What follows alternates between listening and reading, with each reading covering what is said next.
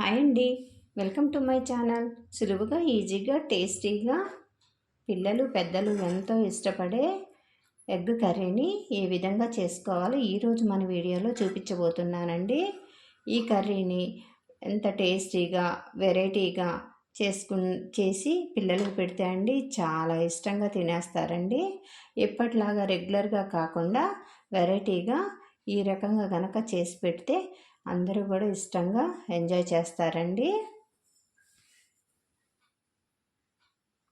ముందుగా ఎగ్స్ తీసుకొని ఇట్లా పగలగొట్టుకొని వేసుకోవాలండి. ఒక బౌల్లో మనకి ఎన్ని ఎగ్స్ కావాలంటే అన్ని ఎగ్స్ వేసుకోవాలి. పెంకులు రాకుండా చూసుకొని వేసుకోవాలి. ఇందులోనికి సన్నగా తరిగి పెట్టుకున్న ఉల్లిపాయలు వేసుకోవాలి. పచ్చిమిర్చి 2 పచ్చిమిర్చి సన్నగా తరిగి